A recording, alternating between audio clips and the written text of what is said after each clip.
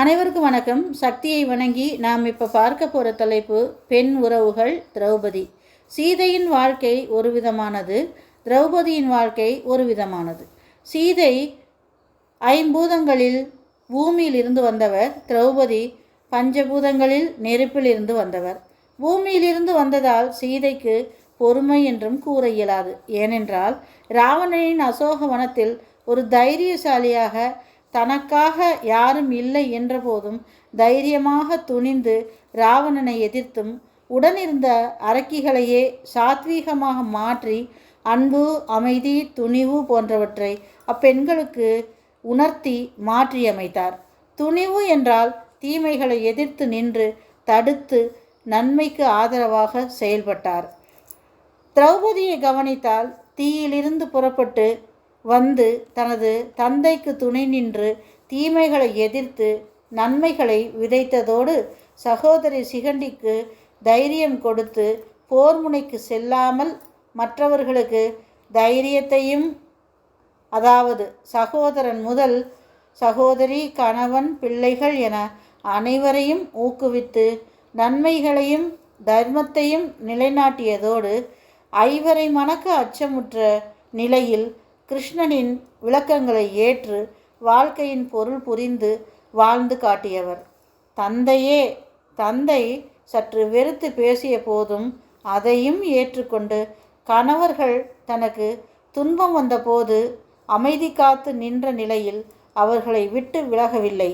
வந்த வாழ்க்கையை ஏற்றுக்கொண்ட பின்வாங்கி ஓடவில்லை.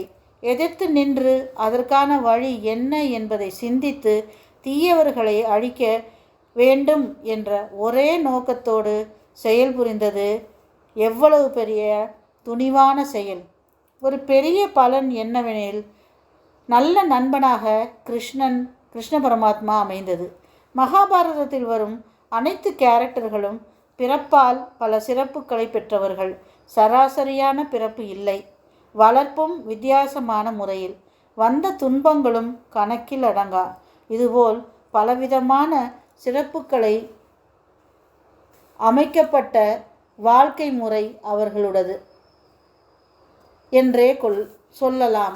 ஆனால் நாம் நமக்கு தேவையானதை மட்டும் நம்முள் எடுத்துக்கொண்டு நமக்கு நாமேயும் மற்றவர்களுக்கு உதவும் வகையிலும் எடுத்து கூறி நமது சுற்றம் மற்றும் நட்புகளுக்கு தேவையான தைரியத்தை அளிக்க இவர்களின் வாழ்க்கையின் அமைப்பு நமக்கு உதவுகிறது. தந்தையை இழந்து, சகோதரர்களை இழந்து, தனது குழந்தைகளையும் இழந்த திரௌபதி நாட்டு மக்களுக்கு நன்மை செய்ய வேண்டும் என்ற ஒரே நோக்கத்தோடு அநீதியை அழித்து கிருஷ்ண பரமாத்மாவின் அறிவுரைகளை ஏற்று பல சமயங்களில் கிருஷ்ண பரமாத்மாவிற்கு ஆலோசனை வழங்குவோராகவும் இருந்ததோடு ஆண் பெண் நட்பிற்கு இவரது வாழ்க்கை ஒரு முக்கிய உதாரணமாகும்.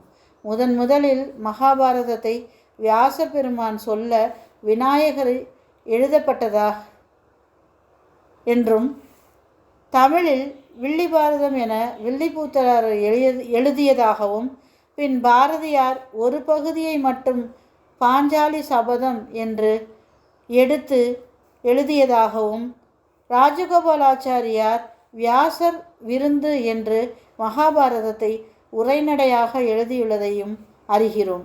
இன்று பலவிதமான கருத்து பரிமாற்றத்திற்கும் நமது வாழ்க்கைக்கு பல அறிவுரைகளை வழங்கவும், பலதரப்பட்ட கதைகள் உருவாக்க, தமிழ் அறிவை மேம்படுத்த, நமது வாழ்க்கைக்கு ஒரு ஆலோசனையை, நல்லதை எடுத்துக்கொள்ளவும், வேண்டாதவற்றை ஒதுக்கி தள்ளவும் நமக்கு உறுதுணையாக இருப்பதும் இம்மகாபாரத கதை என்றால் அது முக்காலமும் உண்மையே.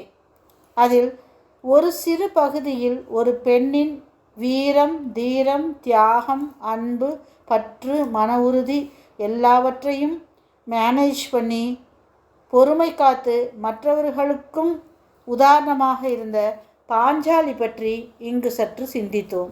இதுபோல் பெண் என்பவள் எப்போதும் சிந்தித்து செயலாற்றுபவளாக, மற்றவர்களுக்கு நன்மை செய்பவளாக, தீமையை துணிந்து எதிர்ப்பவளாக, தனது குலத்தை, குலப்பெருமையை மேம்படுத்துபவளாக இருக்க வேண்டும் என்பதும், அது நமது சந்ததிக்கும் பல நன்மைகளை தரும் என்பதையும் திரௌபதியின் வாழ்க்கையிலிருந்து அறிந்து கொள்கிறோம். பெண்களை மதித்து போற்றி கொண்டாடுவோம். நன்றி, வணக்கம். மீண்டும் சந்திப்போம்.